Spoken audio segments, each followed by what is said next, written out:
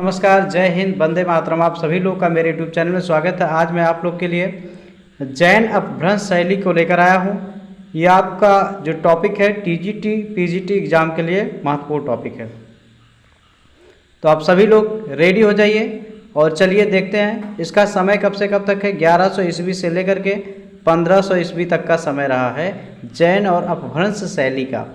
तो चलिए स्टार्ट करते हैं, इस प्रश्न को लेते हैं। अपभ्रंश शैली को किस किस नाम से जाना जाता है? इम्पॉर्टेंट प्रश्न है। गुजरात शैली, जैन शैली, पुस्तक शैली, सुलिपि शैली तथा पश्चिम भारतीय शैली।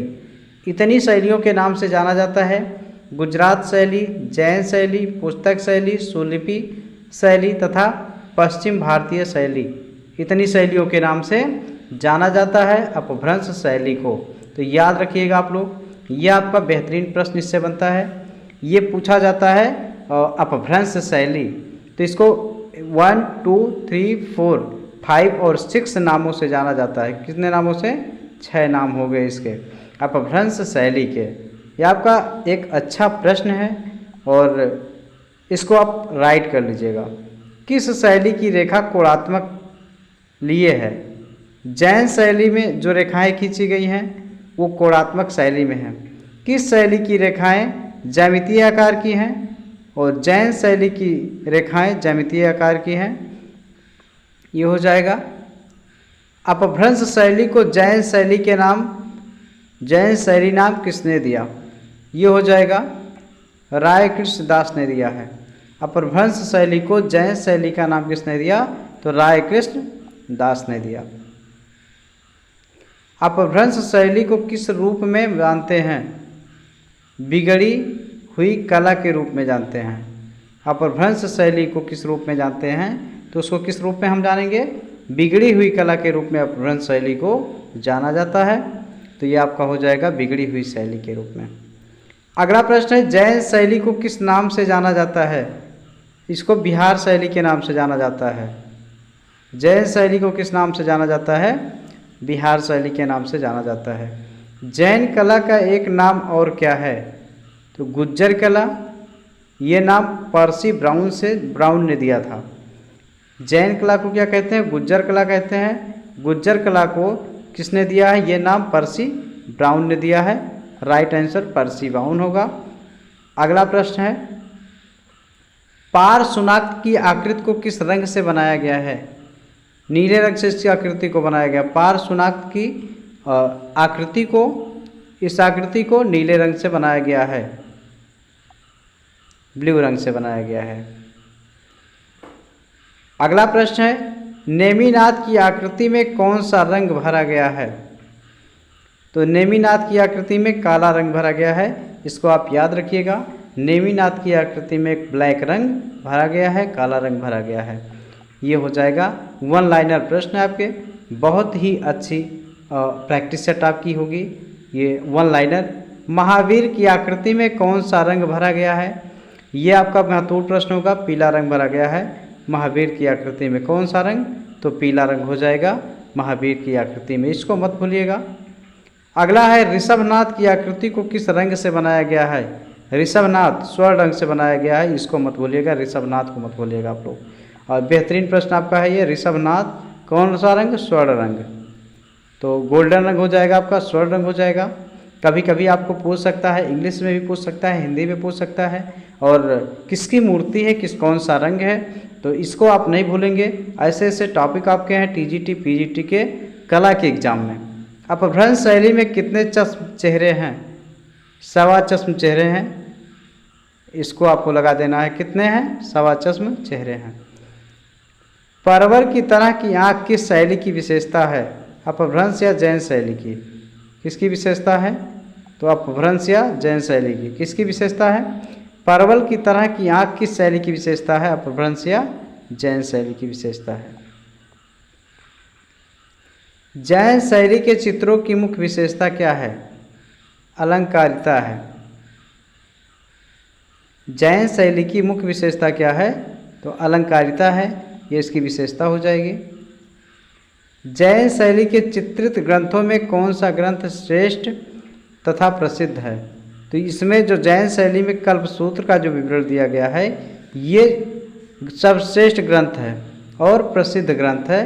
तो कल्पसूत्र लगाइएगा, ये जो आपका है प्रसिद्ध ग्रंथ है, श्रेष्ठ ग्रंथ है कल्पसूत्र। अगला प्रश्न लेते हैं, जैन शैली के चित्रित ग्रंथों में कौन ग्रंथ प्राचीन है? श्वेतांबर जैन संप्रदाय, निशीथ चूड़ ग्रंथ, रचनाकाल 1100 ईस्वी से, ये तालपत्र पर चित्रित ग्रंथ हैं। तालपत्र पर चित्रित ग्रंथ हैं। श्वेतांबर संप्रदाय होता है, श्वेतांबर दिगंबर 2 होता है, लेकिन यहाँ पर श्वेतांबर जैन संप्रदाय की बात की गई है। निशीथ चूड़ ग्रंथ का रचनाकाल समय है। तो ये आपका हो गया, वो एक बेहतरीन प्रश्न है। जैन शैली में किस रंग की प्रधानता दी गई है? तो जैन शैली में पीले रंग की प्रधानता दी गई है, इसको याद रखिएगा, पीले रंग की प्रधानता दी गई है। इन दोनों शैली का मुख्य अंतर केवल रंग ही है, केवल दोनों में किसका डिफरेंस मिलता है? रंग का ही अंतर मिलता है दोनों शैलियों में। जैन शैली का पता कहाँ से लगा था? तो चित्रित जैन ग्रंथों से लगा था। जिन जैन ग्रंथों में जो चित्र हैं उससे इसका पता लगा हुआ था। तो ये है। अपभ्रंश शैली को गुजरात शैली किसने कहा? श्री एसी मेहता ने कहा था। अपभ्रंश शैली को गुजरात शैली कहा था। अपभ्रंश शैली को कहा था गुजरात शैली, श्री एसी मेहता ने कहा था। तो ये हो जाएगा एसी मेहता, इन्होंने अपभ्रंश शैली को गुजरात शैली कहा दी थी। कल्पसूत्र की प्राचीन प्रति कहाँ से और कब मिली थी? तो ये मांडू मालवा से 1439 ईस्वी में मिली हुई थी। तो इसको लगाइएगा आप लोग, मांडू मालवा 1439 ईस्वी में मिली हुई थी। ये सब आपके वन लाइनर अच्छे प्रश्न हैं, कम समय में आपको मिलेगा ये वीडियो। और आप सभी लोगों वीडियो को लाइक कीजिएगा, अपने दोस्तों को शेयर कीजिएगा, और अगर वीडियो आपको अच्छा लगता है तो आप सब्सक्राइब कीजिएगा चैनल को। जैन या अपभ्रंश शैली में चित्र किस पर बने हैं? तालपत्र, कपड़े तथा कागज पर बने हुए हैं।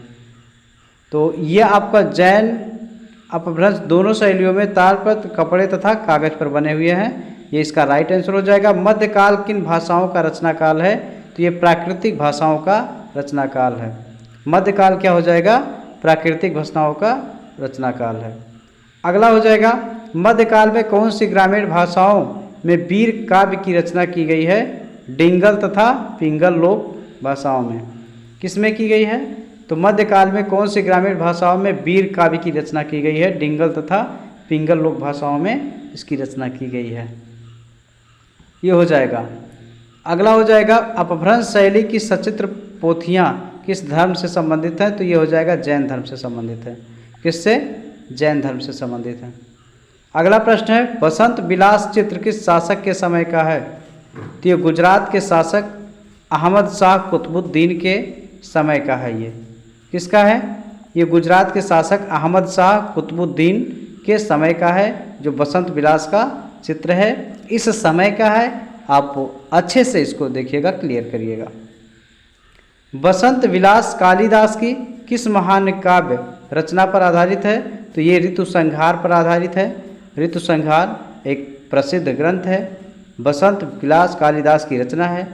यहाँ पर वर्णन किया गया है महाकाव्य का ऋतु संहार में। तो ये आपके बेहतरीन प्रश्न थे और आपका ये प्रैक्टिस सेट। आप सभी लोग वीडियो को पूरा देखिएगा और मेहनत आप लगातार करते रहिएगा। अगर आपको एक सीट लेना है और टीजीटी पीजीटी में आपको एक जगह पक्की करनी है तो। धन्यवाद।